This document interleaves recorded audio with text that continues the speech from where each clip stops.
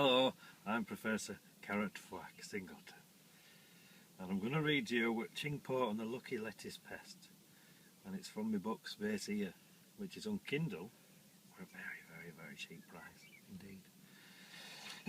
Ching and the Lucky Lettuce Pest. This is an example of my stream of consciousness.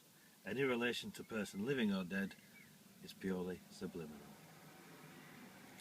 There was a little Chinese magician that went by the name Ching. He was not a particularly good magician, but he could muster the best salt and pepper spare ribs this side of the Silk Road. One morning he awoke to find Prince Charles tending his lucky lettuce. "Guten Tag!" Prince Charles fluttered. Ching merely shrugged back. "Non comprende. Me no speak of the lingos." Prince Charles rubbed his pitted brow with a grubby finger thoughtfully before saying, "What if I say it like this?" Ching nodded back. "Well, that'll do, laddie. Now, what the ruddy hell are you doing in my lucky lettuce patch?" "Lucky lettuce patch? Why so make it lucky?" Charles asked in his best Cantonese. "It's called lucky lettuce because he that eats some of its leaves mixed with aniseed and chopped monkey liver will receive the power of the crumbly cheese." "What is this crumbly cheese?" Ching stroked his long, thin beard before thoughtfully replying.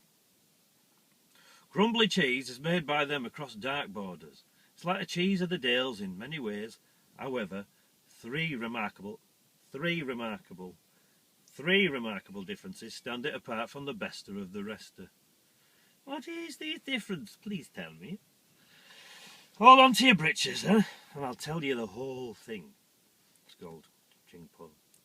Charles held his tongue, realised his mistake, let go of his tongue, spat out the flecks of soil and awaited the answer patiently. "The differences are these. It crumbles all over the place, causing no end of trouble when you just want to make a sarnie and get out of the house." Charles saw the reasoning and nodded. "Second difference is the taste. It's like sucking on a marathon runner's shorts." Ugh. "Have you sucked on a marathon runner's shorts?" Charles asked, screwing up his scraggy face in revulsion. "No, of course not. But washerwoman down the street has, and she's also eaten the crumbly cheese." Charles accepted this with a shrug. "Now the last difference is that the crumbly flatly refuses to melt when faced with heat." "Flagen schmurgen," Charles replied with wide shocked eyes. "Could these be true?" "As true as Ronald Reagan," replied Ching. "Well, to be honest, I'm not sure I believe in him either." "Fair point. Some did say he was Walt Disney's last joke." "So what you're saying is that the cheese tastes like scheißen. It's hard to make a simple sandwich out of, and it is no good on the toast. Then why make it then?"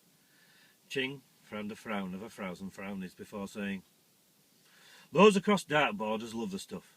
It probably explains their ruddy dour faces and bleak outlook on life."